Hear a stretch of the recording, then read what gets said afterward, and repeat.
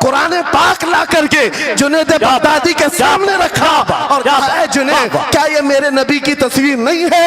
आंखें देखना हो तो पढ़ो, मा ज़ागल बसर हुआ मा तगा, चेहरा देखना हो तो पढ़ो, वद्दुहा वल्लैलि इज़ा सजा, हाथ देखना हो तो पढ़ो, वमा रमैत इज़ रमैत वलाकिन्नल्लाह रमा, अगर कदम देखना हो तो पढ़ो, ला उक़सिमु बिहादल बलद व अंत हिल्लुम बिहादल बलद, अगर सीना देखना हो तो पढ़ो, अलम नशरह लका सदरक व वदअना अन्का विज़रक, अगर इस नबी की गुफ्तार देखना हो पढ़ो, वमा यंतिकु अनिल हवा इन हुवा इल्ला वहयु यूहा, इस महबूब की अताएं देखना हो तो पढ़ो, इन्ना आतैना कल कौसर, नारे तकबीर। अगर पढ़ना है तो कंजुल ईमान से पढ़ा करो। जहां बरेली का इमाम ये भी बताएगा, कुरान पढ़ने वाला अपने नबी को ये नहीं कहेगा मेरा नबी मेरे जैसा था या उसका इल्म ऐसा था वैसा था, बल्कि बरेली का इमाम बताएगा कुरान पढ़ने वाला अपने नबी को यूं कहेगा, सरवर कहूं के मालिक को मौला कहूं तुझे, बागे खलील का गुले ज़ैबा कहूं तुझे, तेरे तो वस्फ है तनाही से हैं बरी, हैरान हूं मेरे शाह मैं क्या क्या कहूं तुझे, लेकिन रज़ा ने खत्म सुखन इस पे कर दिया, खालिक का बंदा खल्क का आका कहूं तुझे। हमारा शिवा है पूरी दुनिया में कि सिर्फ और सिर्फ रसूल पाक की गुलाम कौम ऐसी है जो 1 मिनट में पूरा सन्नाटा तारी कर सकती है। किसी ने एक साहब से पूछा था, वेल ट्रेन्ड फौज जो होती है, चाहे वो अमेरिका की हो कि रशिया की हो कि जापान की हो, चाइना की हो, उनसे पूछा गया कि अगर 10,000 फौज को सफों में खड़ा करना हो और उनको रेडी करना हो तो आपको कितना टाइम लगेगा? किसी के बारे में कहा कि अमेरिकी फौज के लिए हमें 4 घंटे लग जाएंगे, हम तरतीब दे देंगे। रशियन फौज के लिए 3 घंटे लग जाएंगे, चाइनीज और एक्टिव हैं, 2 घंटे में अपनी सफे तरतीब कर लेंगे। उस मुसलमान दानिश्वर ने कहा, अल्लाह का करोड़ों एहसान है, 1 लाख से ज्यादा का मजमा होता है हरम काबा में भी और हरम रसूल में भी। इमाम सिर्फ 1 मिनट में कहता है सफे दुरुस्त कर लो, किसी को डंडा मारने की जरूरत नहीं, सबकी सफे खुद दुरुस्त होती है। ये कौम है जो अपनी सफे खुद दुरुस्त करती है। मस्जिदों में, जुमा में, ईदगाह में जाकर कोई लकड़ी लेकर नहीं फिरता कि अपनी अपनी सफे दुरुस्त कर लो। हर एक को इतना शऊर है कि अपनी सफे कैसे दुरुस्त की जाती है। जब आपको अल्लाह ताला ने ये नेमत अता की है, मस्जिदों में सफे दुरुस्त कर सकते हैं 1 मिनट के अंदर, ईदगाह में 1 मिनट में हमारी सब दुरुस्त हो सकती है। ऐ नौजवानों, दुनिया को ये बताओ, सिर्फ मस्जिद और ईदगाह नहीं, दुनिया के हर मैदान में हम अपनी सफे दुरुस्त कर सकते हैं। सुभान अल्लाह। हर मैदान में हमारी सब दुरुस्त हो सकती है। ये अल्लाह की तरफ से दी हुई बहुत बड़ी नेमत है। बस अब मजमा जो खामोश है और मुतवज्जे है, अब मेरी बात को आगे मैं बढ़ाता हूं, तवज्जो से सुने। कुरानी उलूम के मुताल्लिक आपके सामने चंद बातें रखूंगा, इसलिए कि मुझे कहा गया बड़ा पढ़ा लिखा मजमा है और मुसलमान के लिए पढ़ा लिखा होना बहुत लाजिम है, इसलिए कि जिहालत इस्लाम का अपोजिट है। जिहालत इस्लाम का अपोजिट है। आपको एक बात मैं बताऊं, जब भी कहा जाता है दौरे इस्लाम, यानी हुजूर सल्लल्लाहु अलैहि वसल्लम की आमद के बाद के हालात को दौरे इस्लाम कहते हैं, उससे पहले वाले जमाने को दौरे जिहालत कहते हैं। जबकि इस्लाम का अपोजिट तो कुफ्र होना चाहिए, कुफ्र होना चाहिए। ये दौरे इस्लाम है और इससे पहले दौरे कुफ्र था। नहीं, दौरे इस्लाम से पहले वाले दौर को दौरे जिहालत कहते हैं, इसलिए कि बताना है इस्लाम और जिहालत दो अपोजिट चीजें हैं, दो अपोजिट चीजें हैं। जाहिल हो और मुसलमान हो उसे ज़ेब नहीं देता। जिस कौम पर आने वाली किताब हिदायत का पहला लफ्ज इक़रा से शुरू होता है, इक़रा बिस्मि रब्बिकल्लज़ी खलक़, कुरान का पहला लफ्ज जो आया है वो किस नाम से आया? पढ़ो अपने रब के नाम से, पढ़ो अपने रब के नाम से। और इल्म नहीं है तो कुछ नहीं है तुम्हारे पास। इमाम गजाली तो फरमाते अन्नासु कुल्लुहुम मौता इल्लल उलमा, ये सारे इंसान मुर्दा हैं, जिंदा अगर कोई है तो इल्म वाला है, इल्म वाला जिंदा है। और जिहालत की तारीकियों में भटकने वाले की मिसाल ऐसी ही है जैसे अंधेरी कोठरी में बैठा हुआ है, कहीं रोशनी का आने का इंतजाम नहीं, उसके सामने हलवा रखो कि गोबर रखो, दोनों बराबर है। जाहिल आदमी के लिए ऐसा ही है, कभी उसका हाथ इसमें पड़ेगा, कभी उसका हाथ इसमें पड़ेगा। जब नजर नहीं आ रहा है तो हलवा को गोबर समझकर खा लेगा और कभी गोबर को हलवा समझ के खा लेगा, गलाजत उसके लिए बराबर हो जाएगी। लेकिन इल्म को कहा गया अल इल्मु नूरुन, इल्म रोशनी है। जिसके पास इल्म आता है वो तमीज सीख जाता है, उसके पास अखलाक आ जाते हैं, वो हलाल और हराम के फर्क को समझने लगता है, बुरे और अच्छे के दरमियान फर्क मालूम होने लगता है। इसीलिए मेरे अजीजों, मुझे बड़ा गर्व है और फख्र है, हमारी खानकाह से ये आवाज आती है, आधी रोटी खाएंगे और बच्चों को पढ़ाएंगे। बेशक, क्यों? बेशक। उस अजीम खानकाह से ये आवाज दी गई, क्यों? सिर्फ इसलिए नहीं कि तुम बड़े होकर के डॉक्टर बनोगे, इंजीनियर बनोगे। लोगों की नजर में अब बात यही रह गई है, पढ़ा इसलिए जाता है कि डॉक्टर बनना है, इंजीनियर बनना है और कमाना है, बहुत कमाना है। इल्म जो है आज कमर्शियल बना लिया गया। इल्म इसलिए नहीं, इल्म इसलिए हासिल किया जाता है कि बंदा खुदा को पहचाने, क्या बात, बेशक, बंदा अपनी हकीकत को पहचाने, बेशक। जिंदगी गुजारने के उस्लूब उसे मालूम हो जाए। इल्म इसलिए सिखाया जाता है। बहुत सारे लोग सिर्फ नौकरी के लिए समझते हैं कि इल्म हासिल करना चाहिए, नौकरी के लिए नहीं, अपने अखलाक को बुलंद करने के लिए इल्म आना बहुत जरूरी है। मेरे अजीजों, कुरान अज़ीम वो हिदायत की किताब तुम्हारे पास आई, इस कौम के लिए अलमिया नहीं है तो और क्या है, जो किताब उलूम का जखीरा है। आज दुनिया उस किताब पर रिसर्च कर करके नए इल्म और फनून हासिल कर रही है। उस किताब को तो हम मुर्दों पर पढ़ने के लिए रखे हैं। वो कुरान अज़ीम जो हिदायत की किताब और सारे उलूम का सर चश्मा है, उस किताब को कहां पढ़ते हैं? मैयतों पर। किसी का इंतकाल हो गया तो तीजे में पढ़ेंगे, चहलुम में पढ़ेंगे, नवे में, 20वें में पढ़ेंगे। वो ईसाले सवाब के लिए सिर्फ रखा गया। और उससे थोड़ा आगे बढ़ गए तो कसम खाने के लिए कुरान। आओ चलो हम कसम खाते कुरान पे हाथ रख करके, कुरान पे हाथ रख के। मियाँ क्या कुरान कसम खाने की किताब है? कुरान की वो आयत मैंने सबसे पहले पढ़ी, अल्लाह फरमाता ज़ालिकल किताबु ला रैब फीही, ये वो किताब है जिसमें शक की गुंजाइश नहीं, और ये हिदायत है परहेजगारों के लिए। और कुरान में 3 जगह ये लफ्ज आया है, हुदल लिन्नास, हुदल लिल मुमिनीन, हुदल लिल मुत्तकीन। ये सारे इंसानों के लिए भी हिदायत है, ये सारे ईमान वालों के लिए भी हिदायत है और परहेजगारों के लिए भी हिदायत है। सब हिदायत अलग अलग अंदाज से हासिल करते हैं। बारिश एक ही है बरसने वाली, जमीनें अलग अलग हैं। बहुत नरम जमीन हो तो वो जमीन बारिश से फायदा ज्यादा उठाती है, और थोड़ी सी ओबड़ खाबड़ जमीन हो तो वहां से फायदा कम आता है। बारिश एक ही है, कुरान बारिश हिदायत है। जिसके दिल की जमीन जितनी नरम होगी उतना वो उससे हिदायत उठाएगा। सुभान अल्लाह, बेशक, उतना उससे फायदा उठाएगा। और आज हालात ये हैं, ऐ नौजवानों अपने दिल पर हाथ रख करके बताओ, कुरान कितने लोगों ने पढ़ा है? कुरान कितने लोगों ने पढ़ा? मैं हाथ नहीं उठवाता, किसी भी बात पर हाथ मत उठाया करो। ना ही झूठे हाथ उठाना है, ना सच्चे हाथ उठाना है, ना ही किसी और को शर्मिंदा करना है। अपने दिल पे हाथ रख करके बताओ कुरान कितनी मर्तबा पढ़ लिया। क्योंकि कुरान पाक, बहुत सारे लोग ये समझते हैं मदरसे में बचपन में एक बार पढ़ लिया तो उसका हदिया हो गया, खत्म हो गया है, अब इसके बाद फिर हमारी मैयत पे ही पढ़ा जाएगा।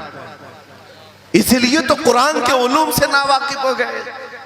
अरे समझना तो दूर की बात, देख करके पढ़ना भी मुश्किल है। आज लोगों का देख कर पढ़ना मुश्किल हो गया। कुरान तुम्हारे पास बहुत सारी किताबें नहीं है, बहुत सारे ग्रंथ नहीं, बहुत सारे वेद नहीं है जिनका शुमार ही नहीं है। तुम्हारे पास ओनली वन, एक किताब कुरान पाक, ऐसी महफूज किताब जिसके बारे में अल्लाह ताला खुद फरमाता है सूरह कमर में, वलक़द यस्सरनल कुरआन लिज़िक्रि फहल मिन मुद्दकिर। हमने कुरान को याद करने के लिए आसान बनाया है कोई याद करने वाला? 4 बार ये आयत अल्लाह ताला फरमाता है कोई याद करने वाला? अल्लाह जब फरमा रहा है कुरान आसान है तो कौन कहता है ये मुश्किल है? हमने खुद अपने हाथों तबाही को दावत दी है। दर्स कुरान को अगर हमने न भुलाया होता, ये जमाने ने जमाना न दिखाया होता, वो जमाने में मुअज़्ज़ज़ थे। मुसलमान होकर आज हम खार हुए हैं, तारीके कुरान होकर आज हम छोड़े बैठे हुए हैं। कुरान अजीम को छोड़कर बैठना कितनी बड़ी गुमराही है। आज हालात ऐसे आ गए कि कुरान को बदलने की बातें होने लग गई। क्यों? तुम उठाते ही नहीं। 26 आयतें निकाल दो, 25 आयतें निकाल दो, इसमें ये बातें उसमें वो बातें हैं। मुसलमान को तो पता भी नहीं है कौन सी आयतों के बारे में ये वावेला मचाया जा रहा है। अरे तुम पढ़ो, तुम्हारे लिए कुरान आया है। ये जितनी भी कॉन्फ्रेंसें हैं, मैं समझता हूं इसके बदले हर जगह सुबह व शाम कुरान पढ़ने और पढ़ाने का इंतजाम हो जाए। इस तरह के हजारों जलसों से वो अफजल है। क्योंकि ये मैं नहीं कह रहा हूं, मेरे आका फरमाते हैं खैरुकुम मन तअल्लमल कुरान व अल्लमा, तुम में से सबसे बेहतरीन आदमी वो है जो कुरान सीखे और दूसरे को सिखाए। बेशक बेशक, सबसे बेहतरीन आदमी वो है कुरान को सीखे और दूसरे को सिखाए। आज नौजवानों के अंदर एक बड़ी तादाद मुझे देखने को मिलती है, उनको छोटी छोटी सूरतें भी नहीं मालूम, कुरान देख करके पढ़ना भी नहीं आता। बचपन में हमारे माँ बाप ने हमको सीने से लगा करके कुरान मदरसा भेजने की आदत डाली थी, और जब स्कूल जाते थे तो बस्ता पीछे लगा के जाते थे। पता होगा, स्कूल जाते हैं तो बस्ता पीछे रख के जाते हैं, और कुरान पढ़ने के लिए जाते हैं तो सीने से लगा के जाते हैं। ये हमेशा से एक रीत रिवाज चला, बुजुर्गों का डाला हुआ कि बेटा कुरान हमेशा आगे होगा। लेकिन शऊर आने के बाद तुमने कुरान को पीछे डाल दिया, पीछे को आगे कर दिया। कोई इल्म ऐसा नहीं जो कुरान में मौजूद नहीं, कोई इल्म ऐसा नहीं। वला रतबिन वला याबिसिन इल्ला फी किताबिन मुबीन, मेरा मौला फरमाता है कोई खुश्की और तरी की बात ऐसी नहीं जो हमने कुरान में ना बयान की। वनज़्ज़लना अलैकल कुरान तिबयानन लिकुल्लि शै, रब फरमाता है हमने कुरान में हर चीज का वाज़ेह बयान उतारा है तुम पर। और सैयदना अब्दुल्लाह इब्न अब्बास मुफस्सिरीन के सरदार, रसूल पाक सल्लल्लाहु ताला अलैहि वसल्लम के चचेरे भाई हजरत अब्दुल्लाह बिन अब्बास कहते हैं लौ ज़ाअली इक़ालु बईरिन लवजदतुहु फी किताबिल्लाह, कहते हैं अगर मेरे ऊंट की नकील की रस्सी भी गुम हो जाए मैं उसको किताबुल्लाह कुरान में ढूंढ लूंगा। क्या बात, वाह वाह वाह वाह, मैं उसको कुरान में ढूंढ लूंगा। उनके पास उलूम कुरान थे। और आप क्या समझते हैं कुरान में क्या नहीं है? साइंस की वो इजादात को अगर आप लेकर के बैठे, मैंने अपना पूरा बयान रिकॉर्ड किया है 2 साल कबल ही।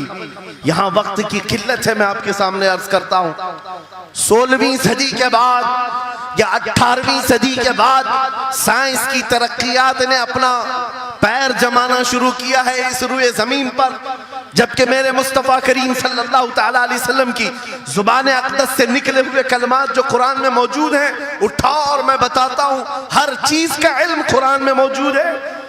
जब कोई सोनोग्राफी का इंतजाम नहीं था, ना सिटी स्कैन हो सकता था, ना एक्सरे का कोई इल्म किसी के पास था, उस वक्त कुरान कह रहा है एम्ब्रियोलॉजी के बारे में। क्या बात, एम्ब्रियोलॉजी क्या है? बच्चा पैदा होने की जो उसके नशो नुमा की जो मुद्दत होती है, किस तरह पेट में बच्चे की तख्लीक होती है। कुरान में मौला फरमाता है सुम्मा जअलनाहु नुतफतन फी क़रारिन मकीन सुम्मा खलक़ना नुतफत अलक़तन फ़खलक़ना अलक़त मुदग़तन फ़खलक़ना मुदग़त इज़ामन फ़कसौना इज़ाम लहमा सुम्मा अंशअनाहु खल्क़न आख़र फ़तबारकल्लाहु अहसनुल ख़ालिक़ीन। मौला फरमाता है हमने नुतफे से अलक़ा बनाया। नुतफा क्या है?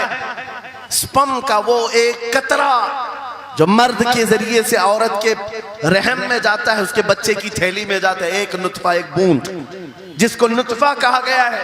मौला फरमाता है हमने नुतफे से अलका बनाया। अलका किसको कहते हैं? साइंस में पढ़ने वाले अगर स्टूडेंट्स हो तो समझ जाएंगे। अगर कोई मेडिकल साइंस का कोई स्टूडेंट है तो उसे मालूम होना चाहिए एम्ब्रियोलॉजी में चिपचिपा हुआ च्युइंगम जो होता है उसको अलका कहते हैं अरबी में। और आज साइंस ये कहती है कि पहले बाप के नुतफे के एक कतरे से एक छोटा सा खून का टुकड़ा बनता है जो चिपचिपा होता है, फिर उसके बाद एक गोश्त का टुकड़ा होता है, फिर उसके बाद उसमें हड्डियां बनती हैं, फिर उसके बाद उस पर चमड़ियां आती हैं, फिर उसके बाद उसकी आंखें, सारी चीजें बन जाती हैं। ये प्रोसेस है 9 महीने माँ के पेट में, और हर एक के वीक्स गिने हुए हैं। फर्स्ट वीक में क्या होता है, सेकेंड वीक में क्या होता है, थर्ड वीक में क्या होता है, एम्ब्रियोलॉजी का पूरा इल्म है। साइंस आज 21वीं सदी में इस एम्ब्रियोलॉजी को तुम्हारे सामने ला रही है। अरबों के उस दौर की बात कर रहा हूं जहां लोगों को घर बनाने का इल्म नहीं था, और कुरान माँ के पेट में पैदा होने वाले बच्चे की तख्लीकात बयान कर रहा है। नारे तकबीर, नारे रिसालत, फैज़ाने कुरान मुक़द्दस,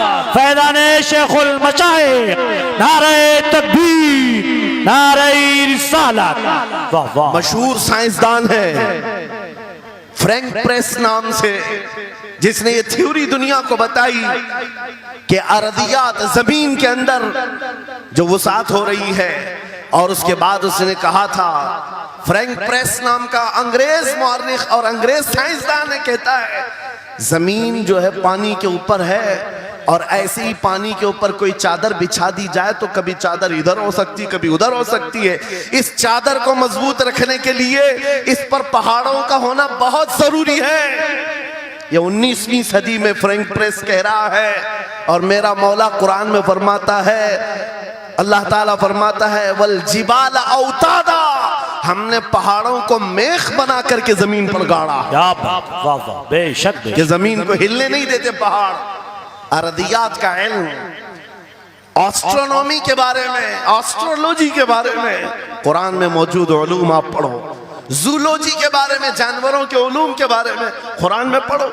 रब ताला परिंदों के उन अशकाल के बारे में बयान फरमा रहा है, ये झुंड के झुंड जाते हैं, जमात की जमात होती हैं। चूंटियों के बारे में पूरी सूरह मौजूद है, इनके खाना तकसीम करने का तरीका क्या है, इनके एक दूसरे को पुकारने का तरीका क्या है, इनमें जब एक चूंटी मर जाती है तो उसको दफनाने का तरीका क्या है। ये कौन बयान कर रहा है? ये कुरान बयान कर रहा है, कुरान पाक बयान कर रहा है। जब तरक्कियात इस कदर आगे आ गई कि मशीनों के सहारे से आज जर्रे को देखा जाता है, परखा जाता है, और फिर दुनिया को बताया जाता है ये हमारी तहकीक है, और कुरान उस जमाने में बयान कर रहा है। मेरे अजीजों, एक बात बताता हूँ, 18वें पारे में सूरह नूर में एक आयत आई है, उस आयत के बारे में मैं बताता हूँ बाद में। लेकिन 18वीं सदी में एक साइंसदान जो अमेरिका की सफर पर था, उसने अटलांटिक ओशियन में एक जगह ऐसी देखी जहां पर इतना अंधेरा है कि हाथ निकालो तो भी नजर नहीं आए, सूरज की रोशनी भी नहीं पड़ती। वापस आकर के उसने कहा मैंने एक ऐसी जगह दरियाफ्त की है जहां सूरज की रोशनी ही नहीं पड़ती और अपनी आंखों को कुछ नजर नहीं आता। अगर हाथ निकाल करके देखो, समंदर के बीचों बीच अटलांटिक ओशियन, ये कोई तालाब का नाम नहीं है। ये लंबा सफर तय करके कोई एक जगह को ढूंढ लिया एक साइंसदान, और आकर के दुनिया को बता रहा है मैंने एक ऐसी जगह मालूम की जहां पर खूब अंधेरा होता है, हाथ भी नजर नहीं आता। जब वो आकर के बताता है, एक आलिम रब्बानी ने कुरान की आयत पढ़ी, मौला कुरान में फरमाता है, इज़ा अखरजा यदहु लम यकद यराहा व मन लम यजअलिल्लाहु लहू नूरन फमा लहू मिन नूर। कुरान में अल्लाह फरमाता, ज़ुलुमातुम बअदुहा फौक़ बअद। एक जगह हमने ऐसी बनाई है जहां अंधेरियों पर अंधेरियां हैं, जहां हाथ भी निकालोगे तो हाथ नजर नहीं आएगा। कुरान में 1400 साल पहले ये जब बात आई, उस साइंसदान को बताया गया, ये तो अल्लाह ने कुरान में बयान किया है। अब और ताज्जुब की बात क्या है, सुनो। वो आया साइंटिस्ट, कहा ये किसकी बयान की हुई किताब है? कहा मोहम्मद रसूलुल्लाह की, मक्का में पैदा हुए, मदीने में जिंदगी गुजारी आकीब दिन की। उसने कहा मैं उनके बारे में जानना चाहता हूँ, हो सकता है वो समंदरों के बहुत बड़े माहिर थे, वो समंदरी उलूम के बारे में बहुत कुछ जानते थे, उन्होंने जिंदगी का बहुत सारा हिस्सा समंदरों के सफर में गुजारा होगा। उस जमाने में उनको अटलांटिक ओशियन में मौजूद ये अंधेरा कैसे पता चला? ताज्जुब की बात है, हैरत की बात है। जब उस साइंसदान से कहा गया, ए अजीज, हकीकी बात तो यह है कि पूरी 63 साला जिंदगी में मेरे आका एक बार भी समंदर के पास नहीं गए, एक बार भी इत्तेफाक नहीं हुआ। तब वो कहता है जो बंदा कभी समंदर के सफर पर गया ही नहीं और वो अटलांटिक ओशियन में मौजूद अंधेरियों की बात करता है तो फिर ये अपने पेट से नहीं, ये अल्लाह की बात कर रहा है। क्या बात, बेशक ये बेशक खालिक समंदर की बात कर रहा है, बेशक। जिसने वो अंधेरियां पैदा की। मेरे अजीजों, आपसे मेरा खिताब इसलिए है कि जो ज़ख़ीरे अल्लाह ताला ने हमारी किताब मुक़द्दस में रखे हैं, इसको हल करते करते लोगों के बाल सफेद हो गए और तुम तो अखलाक सीखने के लिए ऐसे लोगों के पास जाते हो जिनको पेशाब करने का तरीका नहीं मालूम। क्या बात, बेशक। कुरान के उलूम क्या कम है तुम्हारे पास। अब मैं आता हूं, ये तो साइंसी बातें हो गई, मैथमेटिक्स तो पूरा कुरान में इतना है, बयान करते करते मैं सुबह कर डालूं। कुरान पाक के अददी एजाजात, कुरान पाक के हिसाब, रियाजी, मैथमेटिक्स के फंडे, बहुत कुछ है। फिजिक्स के बारे में है, ज्योग्राफी के बारे में है, अलजिब्रा के बारे में है, साइंस के बारे में है। ये तमाम उलूम तो एक मिसाल के तौर पर मैं आपके सामने रख रहा हूँ, लेकिन अफसोस मैं उस कौम से बात कर रहा हूँ जिस कौम ने कुरान को छूना भी बंद कर दिया है। जाकर के देखें, आज ही जाकर के देखें, घरों के अंदर तुम्हारे टीवी, फ्रिज और वॉशिंग मशीन तो धूल से साफ होंगे, रोजाना साफ करते होंगे। कुरान को हफ्ते हो गए कभी छुआ भी नहीं, गर्द जमी हुई, धूल लगी हुई है। कुरान के साथ ये नाइंसाफी बंद कर दो, कुरान के साथ ये दोहरा मेयार बंद करो।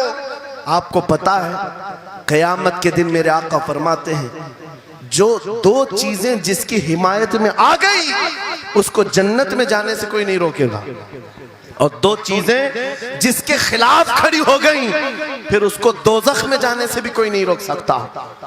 हुजूर से पूछा गया वो दो चीजें क्या हैं? हुजूर फरमाते हैं जिसकी हिमायत में रमजान और कुरान खड़े हो गए उसका जन्नत में जाना तय हो जाता। क्या बात, वाह वाह। और जिसके खिलाफ खड़े हो गए रमजान और कुरान, हुजूर फरमाते फिर उसका दोज़ख में जाना तय हो जाता। अल्लाह अकबर। अल्लाह के रसूल, दानाए गुयूब, कायनात के सरदार मेरे आका दुआ करते हैं अल्लाहुम्मा जअलिल कुरान हुज्जतन लना ला हुज्जतन अलैना। ये मेरे नबी की दुआ है, आप तवज्जो करें। हुजूर जब ये दुआ कर रहे हैं, ऐ अल्लाह कुरान को क़यामत के दिन मेरा हिमायती बना, मेरे खिलाफ ना बना। क्या बात, वाह। साहिब कुरान खुद कह रहे हैं क़यामत के दिन इसको हमारे खिलाफ ना खड़ा कर, कुरान को हमारा हिमायती बना। ऐ लोगों, हम कौन सी जिंदगी गुजार रहे आज? बहुत दूर हम आ चुके, बहुत दूर हम आ चुके। आज कुरान की तालीम को भी इतना सस्ता समझा जाता है, इतना सस्ता कि आपके पास अगर बच्चे के पास टाइम हुआ तो मदरसा भेजो, नहीं तो छोड़ो जाए। मदरसों में आने वाले वो बच्चे जिनकी नाक बह रही हो, कपड़े ढंग के ना हो, कारी साहब और हाफिज साहब खुद ही उसको साफ भी करें, खुद ही पढ़ा करके भी भेजे। क्या तुम अपने वक्त की मशहूर कॉन्वेंट स्कूल में भी इसी तरह अपने बच्चों को भेजते हो? वहां पर गैर हाजिरी से कितना डरते हो, अपनी छुट्टियां तर्क कर देते हो, रिश्तेदारों से मिलना बंद कर देते हो। नहीं, बच्चे की स्कूल छूट सकती है, लेकिन कुरान के साथ कैसा दोहरा सलूक है, कुरान के साथ कैसा मेयार है, आपको मैं बताता हूं। इमाम हमारे सिराजुल उम्मा इमाम आजम अबू हनीफा रज़ी अल्लाह ताला अन्हु अपने बेटे को जिस कारी कुरान के पास पढ़ने के लिए भेजा करते थे, कारी साहब ने इमाम आजम के बच्चे को पूरा कुरान पढ़ा दिया। नाजरा कुरान की बात कर रहा हूं। जब पूरा कुरान बच्चे ने पढ़ लिया तो इमाम आजम अबू हनीफा को ये मुबारकबादी दी गई कि आपका बच्चा पूरा कुरान पढ़ चुका है हाफिज साहब के पास। तो हाँ, इमाम आजम बड़े ताजिर थे अपने जमाने के। उन्होंने क्या किया, उस कारी साहब को 4 लाख दिरहम नजराने में भेजा। सुभान अल्लाह। कितना? 4 लाख दिरहम चांदी के सिक्के होते थे। इमाम आजम अबू हनीफा ने जैसे ही कारी साहब के पास जो कुरान पढ़ाए थे ये नजराना भेजा, उनके पास ये नजराना पहुंचा, 4 लाख तो छोड़ो, आज के ज़माने में 4000 भी किसी को देता नहीं। हाफिज कुरान अगर किसी बच्चे को पढ़ाया है, और मैं मांग भी नहीं रहा हूं कौम से, इमाम आजम की बात बता रहा हूं। जब नजराना कारी साहब को पहुंचा, उन्होंने देखा 4 लाख दिरहम मेरे पास आए, इतनी बड़ी रकम, बच्चे को खाली कुरान ही पढ़ाया था। दौड़े दौड़े वापस इमाम आजम अबू हनीफा के दौलत कदे पर आ गए। घर पर आए, कहा हुजूर आपसे मैं ये पूछना चाहता हूँ कहीं गलती से तो ये रकम मेरे पास नहीं आ गई, ये किस लिए दी गई है? कहा कि ये तो आपने कुरान बच्चे को पढ़ाया, मैंने हदियतन भेजा है। कहा हुजूर सिर्फ नाजरा कुरान ही तो पढ़ाया, इतनी बड़ी रकम। इमाम आजम अबू हनीफा ने कहा कारी साहब आज चले जाओ, और अपने बेटे को बुलाया, इधर आ बेटा, कल से इस हाफिज के पास पढ़ने के लिए तू हरगिज नहीं जाएगा, कल से इसके पास तू इल्म हासिल करने नहीं जाएगा। बच्चे ने पूछा हुजूर क्या हो गया? कहा जो बंदा मेरे 4 लाख दिरहम को कुरान से बड़ा समझता है मैं उसके पास अपने बेटे को नहीं पढ़ा सकता। मैंने तो कुरान का एक हर्फ की कीमत नहीं अदा की, उसने कुरान के ऊपर मेरी रकम को समझ लिया। आज हमने कुरान को कहां समझ लिया है? वो इमाम आजम अबू हनीफा फरमाते हैं जो कुरान से ज्यादा माल को अहमियत देता है उसके पास बच्चों को पढ़ाओ भी मत, ना पढ़ाओ। अजीजा ने गिरामी वक़ार, हमारा ये दोहरा सलूक, हमारा ये दोहरा मेयार कुरान के साथ जो हमारी नाइंसाफी है हमें अखलाकी पस्ती में लाकर खड़ा कर चुकी है, अखलाकी पस्ती में लाकर खड़ा कर चुकी है। अरे हम देख रहे हैं आयरा गैरा नत्तू खेरा हमें सिखाने आ रहा है, बढ़ाने आ रहा है कि तुम्हें डेवलपमेंट के बहुत सारी चीजें बताई जाती हैं कि तुम्हारी पर्सनालिटी डेवलपमेंट क्या होती है। अलीगढ़ वाले तो नौजवान बहुत सारे जो स्टूडेंट्स हैं जानते होंगे, बीए कर लिया, एमए कर लिया, बीकॉम कर लिया या कुछ भी कर लिया, डिग्री हासिल कर लिया। बड़ी बड़ी कंपनियां आज पूछती हैं कि इसके पास पर्सनालिटी डेवलपमेंट है या नहीं। ये क्या है पर्सनालिटी डेवलपमेंट? कुछ बड़े बड़े शहरों के नौजवान हमारे पास आए थे, कहा हम कोर्स कर रहे हैं। कहा मैंने पूछा इसमें होता क्या है? कहा इसमें सिखाया जाता है बैठना कैसा है, लोगों से मिलना कैसे है, खाने के लिए बैठे तो चम्मच कहाँ रखना है, बर्तन कहाँ रखना है, लोगों से हैंडशेक कैसे करना है, ये सारी चीजें सिखाई जाती हैं। मैं नौजवानों से पूछा कि अच्छा कितने महीने का? कहा कहीं 6 महीने का, कहीं साल भर का। कहा अफसोस है उस कौम पर जिसका रसूल आया था ये कहते हुए बुइस्तु लिउतम्मिम मकारिमल अखलाक, मैं सबसे बुलंद अखलाक सिखाने के लिए दुनिया में आया हूँ। उस रसूल की उम्मत आज ऐसे लोगों के पास अखलाक सीखने जा रही है जिसको हलाल और हराम की तमीज नहीं, जिसको खड़े होकर पेशाब करने में फख्र लगता हो, उसके पास तो ये अखलाक सीखने जा रहे हैं, पर्सनैलिटी डेवलपमेंट सीखने जा रहे हैं। आओ मैं तुम्हें बताता हूं कुरानी अखलाक क्या है। मौला करीम ने अपने हबीब को जो बयान किया है, सूरह लुकमान उठाओ, बाप अपने बेटे को नसीहत क्या क्या करता है, अगर 3 आयतें भी पढ़ लो तुम्हारी जिंदगी सुधर जाएगी। लुकमान हकीम अपने बेटे से कहते हैं या बुनय्या अक़िमिस सलात वअमुर बिल मारूफ वन्हा अनिल मुनकर वस्बिर अला मा असाबक, ऐ बेटा नमाज पढ़ा कर, बुराइयों से बचा कर, अच्छाइयों की बात कर, जो मुसीबत आए उस पर सब्र कर। ये सिर्फ जुमले नहीं है, ये जुमले नहीं है। लुकमान हकीम ने अपने बेटे को जो डराया था, कुरान कहता है या बुनय्या इन्नहा इन तकु मिस्काल हब्बतिन मिन खरदलिन फतकुन फी सखरतिन औ फी समाई औ फिल अर्दी याति बिहल्लाह। आज हर बाप को चाहिए कि ये नसीहत अपने बेटे को करे। क्या बात, हर बाप अपने बच्चे को ये बात बताए, सुनो क्या। लुकमान कहते हैं बेटा बुराई अगर तूने कर लिया, ये मत समझना कि मैं रात के अंधेरे में छुप कर लिया। आज तुम्हारे हाथ में मोबाइल गुनाहों का अड्डा बन करके आया है, सिर्फ एक टच स्क्रीन पर सारी दुनिया तुम्हारे सामने नंगी नाचती हुई नजर आती है। कितने नौजवानों ने अपने अखलाक का कत्ल कर लिया है, उनकी आंखें हया से नापाक हो गई हैं। कितने लोगों ने अपना नूरे ईमान बेच दिया मोबाइल की स्क्रीन पर चलने वाली इन बेहया तस्वीरों पर। कितने तो फरेफ्ता हो गए, कितने जवानी बर्बाद कर चुके। तुम क्या समझते हो? मेरे अजीजों, एक जवान ने मुझे बताया था, रात के वक्त मैं तन्हा मोबाइल लेकर बैठा था, अचानक पर्दा हिला तो डर लगा, जल्दी से स्क्रीन ऑफ किया, बैठा। मुझे लगा माँ आई होगी, बाप आया हो, कोई आया होगा, लेकिन कोई नहीं। पर्दा हिला, एक बिल्ली आई थी, इससे भी डर लग गया। मैंने कहा पर्दे के हिलने से इतना डर है कि कोई आ जाए, तेरा ईमान कहां गया? वो मौला कहता है यअलमु खाइनतल अयुनि वमा तुख्फी सुदूर। वो रब तुम्हारे दिलों में गुजरने वाले हालात को भी देख रहा है, बेशक तुम्हारी आंखों की खयानत को भी वो देख रहा है। जब तुम्हारा यकीन ही खत्म हो गया तो क्या करोगे? इसीलिए अरबी का मशहूर मकौला है, इज़ा लम तस्तही फफ़अल मा शिअत वस्ना मा शिअत। जब तुम्हारे अंदर से हया निकल जाए तो जो चाहे करो, जो चाहे कर लो। आज लुकमान हकीम की वो बात मैं पेश कर रहा था, आयत मुकम्मल करता हूँ। बाप अपने बेटे से कहता है, अगर बुराई कर लिया तूने, अगर बेहयाई हो गई, ये मत समझ के बहुत छुप करके किया।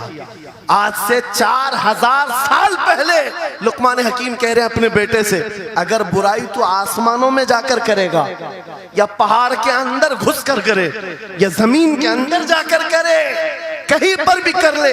जबकि ये तीनों चीजें उनके जमाने में नहीं थी, न पहाड़ों के अंदर जाकर के करने का तसव्वुर, न जमीनों के अंदर जाने का, न आसमानों में उड़ने का तसव्वुर। ये सब आज के दौर में मुमकिन है। और लुकमान हकीम कहते हैं, अगर तू इन सब जगहों पर जाकर कहीं पर भी करेगा, याती बिहल्लाह, अल्लाह वो तेरे सामने लेके आएगा। बेशक वमन यअमल मिस्काल ज़र्रतिन खैरन यरा वमन यअमल मिस्काल ज़र्रतिन शर्रन यरा। तुम अगर राई के दाने के बराबर भी नेकी करो, अल्लाह वो तुम्हें दिखाएगा। राई के दाने के बराबर भी बुराई करो, अल्लाह तुम्हें दिखाएगा। अखलाक सीखने के लिए दूसरी जगह जाते हो, अगर ये फार्मूला किसी को याद हो जाए, मैं कहता हूँ सारे सीसीटीवी कैमरे बंद हो जाए, इस बंदे को कोई बहका नहीं सकता, जिसके दिल में सिर्फ इतना ख्याल है कि मेरा मौला मुझे देख रहा है, बेशक बेशक मेरा रब मुझे देख रहा है। उसकी निगरानी के लिए किसी कैमरे की जरूरत नहीं, किसी सीसीटीवी की जरूरत नहीं। अजीजा ने गिरामी वक़ार, बच्चों के दिलों में अखलाक बाद में आएंगे, अल्लाह का खौफ उनके दिल में डालो। अल्लाह देख रहा है, एक दिन तुम्हें हाजिर होना है, सब लाया जाएगा, सब लाया जाएगा। जो कुछ किया था, जो कुछ कहा था, सब लाया जाएगा। लुकमान हकीम ने अपने बेटे को अखलाक सिखाया। क्या सिखाया? वक़्सिद फी मशीका वग़दुद मिन सौतिका इन अनकरल अस्वाति लसौतुल हमीद। चलना हो तो मियाना अंदाज में चलो, ऐसे नहीं कि अकड़ कर चलना है या झुक कर चलना है। एतदाल के साथ चलो और आवाज को नरम रखा करो। बेशक कुरान कहता है सबसे बुरी आवाज गधे की आवाज है। लोग आज चिल्लाते हैं, एक दूसरे को ठट्टे मारते रहते हैं। ये महफिलों के आदाब भी नहीं, ना ही तुम्हारे अखलाक हैं। इसीलिए शेख सादी ने फरमाया है, तामर्द सुखन न गुफ्ता बाशद ऐबो हुनरश न हुफ्ता बाशद। जब तक आदमी बात नहीं करता, उसकी अच्छाइयां भी मालूम नहीं होती, उसकी बुराइयां भी नहीं मालूम होती। बेशक जब बात करता है तो पता चल जाता है इसके अखलाक कैसे। बात करता है तो समझ में आ जाता है कौन सी कैटेगरी का है। इसलिए अपनी जुबान को ऐसी रखो कि दुनिया तुम्हें आला नस्ल का समझ सके। बात करो तो तमीज के साथ, चीख पुकार करना, एक दूसरे को इस तरह से बात करना नौजवानों में आज आम हो गया। कुरान कहता है अपनी आवाजों को पस्त करो। एक और बात रब फरमाता है, वला तुसइर खद्दक लिन्नास, लोगों को से मुंह मोड़ करके बात मत करना। सामने तुम्हारे कोई खड़ा है और तुम इधर घूम करके बात कर रहे हो, ये आज फैशन हो गया है। पीछे पलट करके बात करना, इधर देख करके उसको बात करना, लोग ये समझते हैं फैशन है। मेरा मौला फरमा रहा है ये अखलाक से गिरी हुई हालत है। जब बात करो तो आमने सामने, लोगों से मुंह टेढ़ा करके बात ना करना। ये अखलाक कौन सिखा रहा है? ये कुरान अजीम है। तुम पर्सनालिटी डेवलपमेंट सीखने की बात कर रहे हो, तालीमात इस्लाम को छोड़कर क्या पर्सनालिटी डेवलपमेंट हासिल कर पाओ? तुम्हारे पास सब कुछ है लेकिन सीखना नहीं चाहते। आज तक नौजवानों में से मुझे कोई मिला नहीं इस तरह से कि लोग आते हैं, मुफ्ती साहब बीवी को 2 तलाक दे दिया, 3 तलाक दे दिया, अब क्या करना है, इद्दत कैसे गुजारना है। या ज्यादा से ज्यादा दारुल इफ्ता में आते हैं, मुफ्तियान इकराम होंगे, झगड़े के मसाइल लेकर के आते हैं, बाप मर गए, इसको कितना मिलना है, इसको कितना मिलना है। अरे जिंदगी गुजर गई, कभी आ करके ये क्यों नहीं पूछा मेरे घर में मंगनी हो रही है, शादी हो रही, ये बताएं मेरे मुस्तफा ने कैसे शादी की। क्या बात है, क्या बात, बेशक ये क्यों नहीं पूछा? मैं बीमार हो गया हूं, मुझे बताएं रसूलुल्लाह ने बीमारी के आलम में क्या कहने का हुक्म दिया। क्या बात, अगर तलब हो मेरे नबी के पीछे चलने की तो बंदा ढूंढ ढूंढ कर चलेगा, बेशक ढूंढ ढूंढ कर चलेगा। बेशक। हजरत इमाम अबू यूसुफ के बारे में और बाद ने इमाम अहमद बिन हम्बल के बारे में कहा कि आपने कलिंगड़ खाने का बहुत शौक था। तरबूज, आप तरबूज कहते हैं? हाँ, हमारे यहाँ मुंबई में इसको कलिंगड़ कहते। और उन्होंने ये कहा कि ये सुन्नत भी है। मुझे रिवायत मिली है कि हुजूर ने भी खाया लेकिन जिंदगी भर खाए नहीं। मुरीदीन ने पूछा कि हुजूर जब सुन्नत भी है और आपको शौक भी है, खाते क्यों नहीं? कहते हैं अब तक मैं वो तरीका ढूंढ रहा हूं कि मेरे नबी ने कितने टुकड़े करके खाए। अल्लाहु अकबर, अल्लाहु अकबर, वाह वाह। मुझे वो जो तरीका चाहिए। हुजूर के पीछे चलने वाला ढूंढ ढूंढ करके अमल करता है। और आज हमने जिंदगियां ऐसी बनाई हुई हैं कि लगता है दारुल इफ्ता मुफ्ती और उलमा सिर्फ तलाक के लिए हैं, ये इद्दत के मसले पूछने के लिए, विरासत के मसले पूछने के लिए। अरे हमें भी काम दो, हम ढूंढ ढूंढ कर तुम्हें बताएं मेरे नबी चलते कैसे थे, मेरे नबी बात कैसे करते थे, लोगों से मुसाफा कैसे करते थे, लोगों के सामने आते तो कपड़े कैसे पहनते थे, मेरे नबी की नमाजें कैसी थी, हुजूर जब दस्तरखान पर बैठते कहां से शुरू करते कहां से खत्म करते।